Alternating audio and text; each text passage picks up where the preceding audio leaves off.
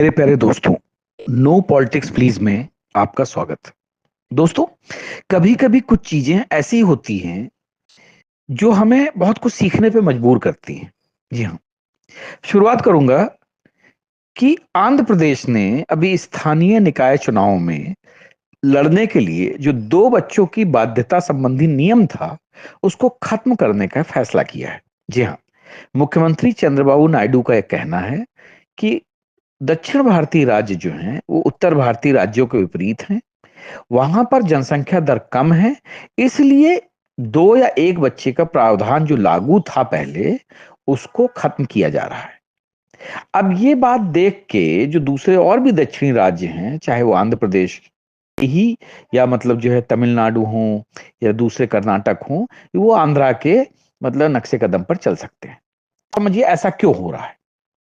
उसके पीछे जो कारण है, जैसे आंध्र प्रदेश, तेलंगाना, तमिलनाडु, कर्नाटक, केरल जैसे दक्षिण राज्य हैं, उनको लग रहा है कि उनकी आबादी धीरे धीरे कम हो रही है, तो उनको आबादी बढ़ानी चाहिए। अब क्या हुआ, इसके पीछे कारण ये तथ्य ये दिए जा रहे हैं कि दक्षिण राज्य जो है उनकी जनसंख्या की जो है वो बदलती जा रही है। दक्षिणी राज्यों में जो है उत्तर भारत की तुलना में प्रजनन दर कम है। जैसे देश की और औसत प्रजनन दर ये कही जाती है कि 2.11 है, जबकि आंध्र प्रदेश की यह 1.5 है। और केरल, तमिलनाडु में भी करीब करीब इतनी या इससे कम है। अब मुख्यमंत्री जो नायडू का ये सोचना है कि कम प्रजनन दर से उत्पादक आबादी में कमी आ सकती है, जो राज्य के आर्थिक विकास में योगदान कम करेगी। तो अब क्या है, आंध्र प्रदेश भी जो है वो बड़ी तेजी से बूढ़ा हो रहा है, दक्षिणी सूबों की तरह। यहाँ 60 वर्ष से अधिक उम्र के लोगों का प्रतिशत 11% है, जो 2047 तक 19% बढ़ जाएगा, जिसके मुकाबले में राष्ट्रीय औसत जो है 10% है, जो 2047 तक बढ़कर 15% हो जाएगा। खैर, अब तो आप समझिए मैं ये बात क्यों कह रहा हूं कि अगर देखा जाए तो पूरी दुनिया में इस समय भारत जो है वो सबसे ज्यादा बड़ी आबादी वाला देश है। 1.48 मतलब 148 जो करोड़ लोग हैं वो हमारे वहां हैं, 1 अरब 48 करोड़। तो अब आप समझ सकते हो कि हम कहाँ जा रहे हैं, हमारे संसाधन कैसे सिकुड़ते जा रहे हैं, कैसे हमारे वहां खाने पीने की समस्याएं पैदा हो रही हैं, और कैसे जो है हमें ये सारी चीजें मैनेज करना मुश्किल पड़ रहा है। लेकिन जो बांग्लादेश की घटना हुई उससे, जैसे लोग कहते हैं ना कि जी कश्मीर फाइल्स में झूठ दिखाया गया, फिर लोग कहते हैं जो सन 47 में जो बंटवारा हुआ था उसमें भी झूठ बताया गया कि ऐसा मारकाट मची थी। लेकिन अब जब बांग्लादेश में आमने सामने लोगों ने देख लिया है, तो अब लोगों की आंखें खुलने लगी हैं कि ये जो जनसांख्यिकीय जो नियंत्रण चल रहा है, जो अधिक जन्म दर की वजह से जो कहते नहीं मुस्लिम परिवार बढ़ते जा रहे हैं और हिंदू परिवार सिकुड़ते जा रहे हैं, उसकी वजह से ये प्रॉब्लम शुरू हो रही है। भले ही चंद्रबाबू नायडू का कहना कि प्रजनन दर कम है या ज्यादा है, उसकी वजह से वो बाध्यता हटा रहे हैं, लेकिन आम हिंदू जनमानस के मन में एक बात ये बिल्कुल हमेशा से रही है कि मुस्लिमों के घर में बच्चे ज्यादा होते हैं, हिंदुओं के घर में कम होते हैं। इसमें मुसलमानों कोई गलती नहीं है, ये हिंदुओं का माइंडसेट है। और यही कारण है कि मुस्लिम जो है लड़ने मरने मारने में आगे होते हैं, क्योंकि उनका क्या है, मैंने अक्सर अपने दोस्तों से भी सुना है कि अगर कोई बात होती बोले अरे यार मिट्टी हो गई, चल कोई बात नहीं, 5 भाई हैं, एक चला गया तो 4 बचे। अब हिंदुओं के वहां तो एक ही है, वो चला गया तो क्या करेगा, इसीलिए हिंदू कायर भी है और कमजोर भी है। खैर, अब क्या है, ये समस्या क्यों है, सबसे पहले तो इसको समझा जाए आखिर ऐसा क्यों होता है। देखो, जो मुस्लिम धर्मगुरु होते हैं वो खुद 10 बच्चे पैदा करते हैं, और वो सभी मुस्लिमों को यही शिक्षा देते हैं। आप देखिए, मुस्लिमों से चिढ़ के उनसे या उनसे लड़ के नहीं जीत पाएंगे, आपको उनको समझना पड़ेगा, उनके पैरेलल अपनी एक बड़ी लाइन खींचनी पड़ेगी। लेकिन ज्यादातर हिंदू क्या है कि हिंदू करना कुछ नहीं चाहते हैं, अपने आलस में, अपने बेगारी में, अपने लालच में, अपनी मक्कारी में वो बैठे रहते हैं।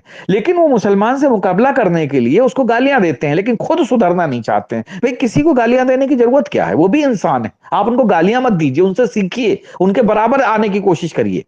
तो जो मैंने बताया कि मुस्लिम मौलवी है या जो मुस्लिम धर्मगुरु है वो 10 बच्चे खुद पैदा करता है, और सभी मुस्लिमों ने बताया कि आम जो मुस्लिम मौलवी है या जो मुस्लिम धर्मगुरु है वो 10 बच्चे खुद पैदा करता है, और सभी मुस्लिमों को यही शिक्षा देता है।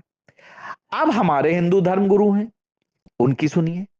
वो सबसे पहले तो खुद भी ब्रह्मचारी रहते हैं और सभी हिंदू पुरुषों को ब्रह्मचारी बनने का संदेश देते हैं। तो भैया कृपा तो यहीं रुकी हुई है ना। जब तुम ब्रह्मचारी बन जाओगे, तुम्हारी कोई औलादें नहीं होंगी, तो तुम लड़ोगे किससे और कैसे लड़ोगे? अब हिंदू जो है क्या करता है, कम बच्चे पैदा करता है, आई मी माई सेल्फ के चक्कर में फंसा रहता है। ये मेरा घर, मेरा परिवार, मेरा टीवी, मेरा बंगला, मेरा गाड़ी, बैंक बैलेंस, इसी में घुसा रहता है।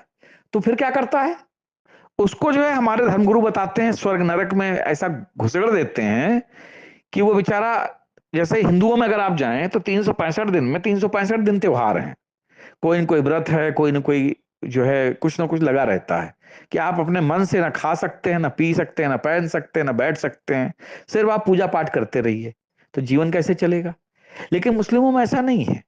शुक्रवार को नमाज पढ़ ली, सुखी हैं, टाइमिंग बने हुए, स्लॉट बने हुए, नमाज पढ़ के आइए, बस इसके बाद आप फ्री हैं। साल में 2 या 3 त्योहार होते हैं, कोई ज्यादा हाय हाय किचकिच नहीं है। खैर, अब हिंदू क्या करता, पैसा खूब कमाता है, पैसा बहुत है, क्या करता है, पूरा जीवन दान दक्षिणा, भंडारा, रक्तदान, पेड़ लगाओ, सभ्य बनो, अनाथालय चलाओ, अस्पताल चलाओ, योग शिविर में घुसो, ध्यान शिविर में घुसो, मुफ्त शिविर लगाओ, इसमें वो घुसा रहता है। ठीक है, खून देना होगा तो सबसे पहले कूद के पहुंच जाएगा। कभी किसी मुस्लिम को खून देते हुए देखा? जितने अस्पताल में रजिस्टर्ड जो ऑर्गन डोनेशन केंद्र हैं, किसी में भी कोई मुस्लिम डोनेशन अपना ऑर्गन जो है डोनेट नहीं करता है। क्यों? क्योंकि उनके धर्मगुरु इस काम के लिए इजाजत ही नहीं देते हैं, और ना ही उनकी किताब में ऐसा लिखा हुआ है। ये चुल्ल जो है ये सिर्फ हिंदुओं को है। अब क्या है, मुस्लिम क्या करता है, दान दक्षिणा में उसका कोई विश्वास ही नहीं है, वो सिर्फ जकात देता है। जकात का इस्तेमाल काहे में होता है, इस्लाम को बढ़ाने में होता है। बाकी सब लोगों से उनके में क्या है कि चाहे साम दाम दंड भेद जैसे भी हो, पैसे कमाओ और जकात में दो, पैसा छीन लो। सारी सरकारी मुफ्त सुविधाओं का जो है मुस्लिम लाभ लेता है। अस्पताल में आप देख लो, बैंक में कोई भी योजना आ जाए उसमें देख लो, तो मुस्लिम इन चीजों में सबसे आगे है। हिंदू जो है वो अपनी टशन में घूमता रहता है, पैसा तो हम कमा ही लेंगे। ठीक है, तो इसलिए जब आबादी ज्यादा है तो उनके दिमाग में बात भरी हुई है कि हमें भारत पे कब्जा करना है, तो इसलिए वो इसमें लगे हुए हैं। और हिंदू जो है वो दान दक्षिणा से ऊपर नहीं उठ पा रहा है। हिंदू जो है वो अपनी दान दक्षिणा से ऊपर बिल्कुल उठ ही नहीं पा रहा है। उसको ये लगता है कि मैं दान दक्षिणा ज्यादा करूंगा तो हमारा जीवन जो है वो बिल्कुल सही हो जाएगा। अब इसके कारण जब हिंदू की नींद खुलेगी, जैसा बांग्लादेश में खुली, तब तक मुसलमान भारत पे कब्जा जमा चुके होंगे। फिर ये धर्मगुरु जो हैं, हमारे कथावाचक हैं, शिविर चलाने वाले, रक्तदान चलाने वाले, भंडारा करने वाले, पेड़ लगाने वाले, ये सब बैठ के रोएंगे कि साहब हमें बचा लो बचा लो। लेकिन बचाएगा कौन?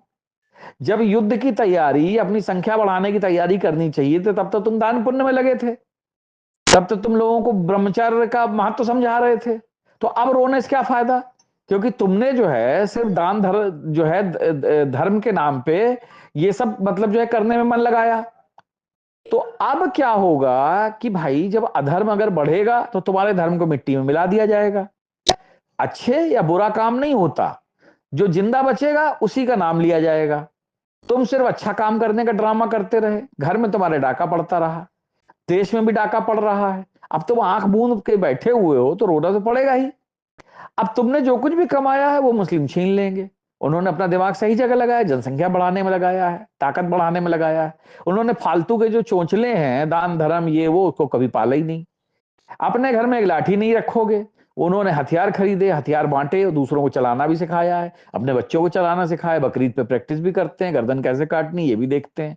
तो भैया इसकी कीमत तो चुकानी पड़ेगी ना।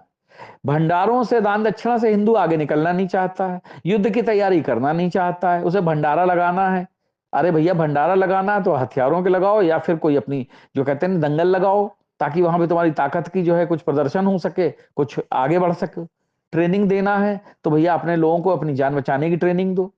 ठीक है, घर में जो है सब्जी काटते हो तो चाकू चलाने की भी ट्रेनिंग दो कि कैसे चाकू चलाते हैं, तलवार चलाते हैं, बचते कैसे हैं, पेपर स्प्रे से कैसे बचते हैं, गुलेल कैसे चलती है। तो ये सब चीजें हिंदू सिखाता नहीं है। हिंदू तो सिर्फ दान धर्म में और इनमें लगा हुआ है, और सेकुलरिज्म का चोला ओढ़ के कायरता की मतलब जो है कहानी सुनाता रहता है। तो भैया जो जिस काम में लगा हुआ है वो उसी काम में एक्सपर्ट होगा। मुस्लिमों की कोई गलती नहीं है, उनके मौलाना जो उन्हें बता रहे हैं और जो अपने जीवन में फॉलो करके दिखा रहे हैं उसी को वो फॉलो कर रहे हैं। हमारे बाबा कहता है ब्रह्मचारी बन जाओ, बच्चे पैदा मत करो, भगवान के मंदिर में 24 घंटे बैठे रहो, राम राम बढ़ते रहो, 365 दिन में 365 दिन व्रत रहो। तो भैया तुम्हें बचाने कौन आएगा? तो फिर इसलिए हिंदुओं को रोना धोना छोड़ना चाहिए। अगर जाग रहे हो तो भैया जाग जाओ, नहीं तो भंडारे करो, डीजे में नाचो, सेल्फी लो, नेताओं के पीछे रहो। और बाकी तो जो है, जैसा शेख हसीना वहां से भाग के निकल गई, तो मोदी जी योगी जी भी भाग के निकल जाएंगे। तुम अपना देख लेना कि तुम कहां भागोगे, हिंद महासागर की तरफ भागोगे या अरब सागर की तरफ भागोगे, क्योंकि तुमने ऊर्जा अपनी सही काम में तो लगाई नहीं। तुम सिर्फ लफाजी करते रहे और आई मी माई सेल्फ में जीते रहे। तो दोस्तों, ये बात जो थी, जो हिंदुओं को सीखनी पड़ेगी। अगर हिंदुओं ने नहीं सीखी तो हिंदुओं का पतन निश्चित है। बांग्लादेश तो अभी ट्रेलर था, हिंदुस्तान की फिल्म अभी बाकी है। जय हिंद, जय भारत।